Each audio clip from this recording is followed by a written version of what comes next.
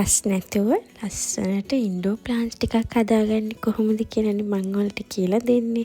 ඉතින් මේ මම මුලින්ම වාසයකට එකතු කරගන්නේ අර සිලිකන් බෝල වගේ තියෙන. ඉතින් මේක නම් ඔයාලා දන්නවත් ඇති. අර බීඩ් එකක් එනවා. ඒක වතුරට දැම්මාම මෙන්න මේ වගේ ලස්සන බෝල හැදෙනවා. ඉතින් මෙන්න මේ වගේ සිලිකන් බෝල්ස් ටිකක් තමයි මම මුලින්ම මගේ මේ වාසයකට එකතු කරගන්නේ. මේකට අපිට එකතු කරගන්න පුළුවන් මේ විදිහට මේ බෝල එකතු කරගත්තට පස්සේ අපිට අවශ්‍ය කරන මල්ලත්තක් එකතු කරලා වතුර ටිකක් දාන්න තමයි තියෙන්නේ. හැබැයි ඉතින් මේකේ මීට වැඩිය ගොඩක් කරුණු අපි ඉතින් දැනගන්නත් අවශ්‍ය වෙනවා. දැන් මම මේ පෙන්නන්නේ එක ක්‍රමයක්. ඉතින් අපිට මේ වගේ ක්‍රම ගොඩකින් ලස්සනට අපේ ගේ ඇතුලේ ඉන්ඩෝර් ප්ලාන්ට්ස් හදාගන්න පුළුවන්. ඉතින් මෙතනදී මුල් ඇදෙන ශාක වගේ දේවල් තමයි ගොඩක් හොඳ. ඉතින් ඒ කියන්නේ ලංකාවේ කෙනෙක් නම් පිටරට ලංකාවේ කියන නෑ ඔයාලා හැමෝටම හොයාගන්න පුළුවන් එකක් තමයි අර පෝතෝස් කියලා කියන්නේ. ඉතින් මම නම් මේ භාවිතා කරන්නේ මේ අයිවි එක.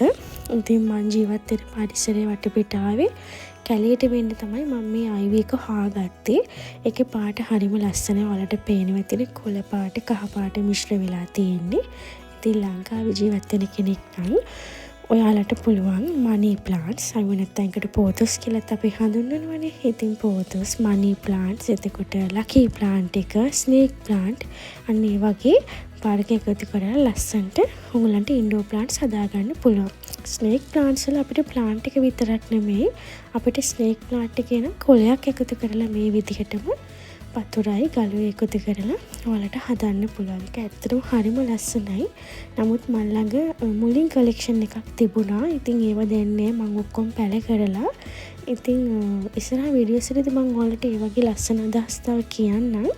දැන් මෙතනදී තව අපිට එකතු කරන්න පුළුවන් අපේ වටපිටාවේ අපිට කිසිම මිලක් මුදලක් නැතුව හොයාගන්න පුළුවන් වර්ග තමයි ක්‍රෝටන් වර්ග. ලංකාවේ වැටවල් වලට වෙන්න ක්‍රෝටන් තියෙනවා. එතකොට ඔය ලස්සනට කැලියට වෙන්න වැල් වගේ හැදෙන වැල් කොහෙල වර්ග අන්න ඒව වුණත් අපිට භාවිතා කරලා ලස්සනට අපේ ගේ ඇතුළේ සරස ගන්න පුළුවන්. ඉතින් මෙතනදී ඔයගොල්ලන්ට මේ සිලිකන් බෝල්ස් විතරක් නෙවෙයි ඔයාලට පුළුවන් විවිධ ලස්සන ගල් වර්ග තියෙනවා එකතු කරන්න. ඒ වගේම ලෙකා බෝල්ස් තියෙනවා. එහෙම නැත්නම් ඒකට ක්ලේ බෝල්ස් කියලාත් කියනවා. ඉතින් ඒවත් ලංකාවේ දැන් මිලදී ගන්න තියෙනවා. ඉතින් ඔයාලට පුළුවන් මේ ගල් එකතු කරලා ලස්සනට හදාගන්න. ඒ වගේම වැලි සහ ජලය එකතු කරලා අපිට ඉන්ඩෝර් ප්ලාන්ට්ස් හදාගන්න පුළුවන්. මේ හැම දෙයක්ම හදනකොට අපිට අත්‍යවශ්‍ය වෙන කරුණු බොහෝමයක් තියෙනවා. ඒ කියන්නේ අපි දැනගන්න ඕනේ. ඒ තමයි දැන් මේ වාජනේ ඔයගොල්ලෝ දකිනව නේද? මේ වාජනයට එකතු කරලා තියෙන සිංගෝනියම් එකක්. මෙතන එකතු කරගත්තේ මම ලෙකා බෝල්ස්. ඉතින් මේක මම අවුරුද්දක් වෙනවා සිංගෝනියම් එකේ පුංචි මුලක් තියෙන කෑල්ලක් මම මේකට දැම්මේ. දැන් ඔයාලට වෙනවා ලොකු මූල පද්ධතියක් තියෙනවා. නමුත් මේ මූල පද්ධතිය කුණු වෙවි යනවා. කියන්නේ මේ මූල පද්ධතිය සාර්ථක නැහැ. තව ටික දවසකින් මේ මුළු ගහම මැරෙන්න පුළුවන්. මේකට වෙන ප්‍රධානම හේතුව තමයි මම මේකේ වතුර මාරු කරා විතරයි. නමුත් මම මේ විදිහට ගල් ටික හලලා හොඳට ගල් පිරිසිදු කරලා වාජනේ පිරිසිදු කරේ නෑ. ඉතින් ඔයාලා දකින්න ඇති වාසක වටේ උනත් ජරා වෙලා තියෙනවා. අන්න එතනදී වෙච්ච ප්‍රධානම ගැටලුව තමයි මේ ලෙකා බෝල්ස් ඇතුලේ විවිධ බැක්ටීරියා තිලීරාසාදන ටික වර්ධනය වෙලා මම මේ එකතු කරගත්ත සිංගෝනියම් පැලේ මුලින්ම සැකසුණු මේ මූල පද්ධතියට හානි වෙලා තියෙනවා. කියන්නේ අවුරුද්දක්. ඒ කියන්නේ දැන් මාස 8ක් විතර යනකම් මූල පද්ධතිය හොඳට තිබුණා. ලස්සනට කිරිමුල් සුදු පාටට හැදීගෙන තිබුණා. ඉතින් මේ මාස 3ක වගේ කිට්ටු වෙන කාලයක් වෙනකොට අපිට පේන්න ගත්තා මුල් ටික දුමුරු වෙගෙන යනවා. ඒ කියන්නේ අපිට තේරුම් ගන්න පුළුවන් යම්කිසි ආසාදනයක් මේ ගල් තුල සැකසීලා තියෙනවා කියලා. අන්න එතනදී ඔයගොල්ලෝ හොඳින් මතක තියාගන්න ඕනේ මම වගේ අවුරුද්දක් යනකම් මේ ලෙකා බෝල්ස් පිරිසිදු නොකර ඉන්න එපා. ඔයගොල්ලෝ අනිවාර්යයෙන්ම මාසයට දෙසරයක් වගේ මේක අපි යොදාගන්න මේ බෝල වර්ග ටික විශේෂයෙන් ගල් වර්ග මේ සිලිකන් බෝල්ස් ආදී කමක් නෑ හොඳින් පිරිසිදු කරගන්න අවශ්‍යයි.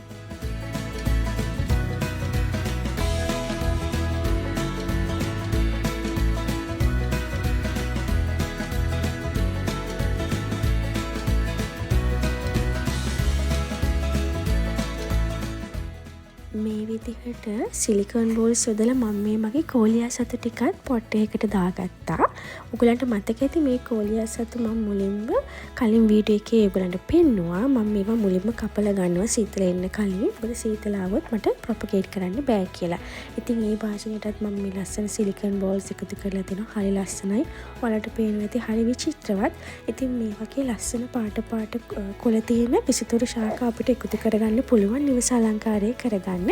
මේ පුංචි අදහස තුලින් ඔයාලට අපත යන දේවල් විශේෂයෙන් ජෑම් බෝතල්, ඒ වගේම විවිධ සෝස් වර්ග ගේන විවිධ බෝතල් උනත් ඔයගලන්ට මේකට යොදා ගන්න පුළුවන්. ඉතින් මේ තියෙන්නේ මම අර කලින් පෙන්නපු භාජනයේ කටවටේ කල්කාරි බඳලා කිව්වා. මගේ කල්කාරි ඉවත් කරන්නේ මේ පිපිඤ්ඤ පෙත්ත ආධාරයෙන් තමයි ඒක පිරිසිදු කරගන්නේ. අපිට ඉතින් ඒකෙන් ගොඩක් පැල්ලම අඩු කරගන්න පුළුවන් මේ විදිහට හොඳට අතුල්ල ගත්තාම. ඉතින් ඕගොල්ලෝ මතක තියාගන්න මම කලින් කිව්වා වගේම අනිවාර්යයෙන්ම මාසයකට 2-3 සැරයක්වත් මේ භාජන මේ යොදා ගන්න ගල් වර්ග හොඳින් පිරිසිදු කරගන්න අවශ්‍ය වෙනවා.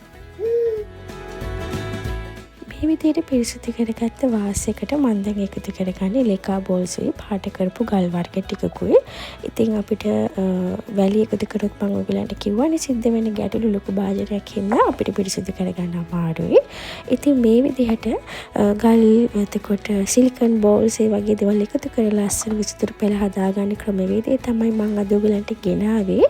ඒ වගේම කියන්න ඕනේ මේ ශාක වලට පොහොරත් අත්‍යවශ්‍ය කාරණාවක්. ඉතින් ඒ ගැන මම ඉදිරි වීඩියෝ වලදී ඔයගොල්ලොත් එක්ක කතා කරන්නම්.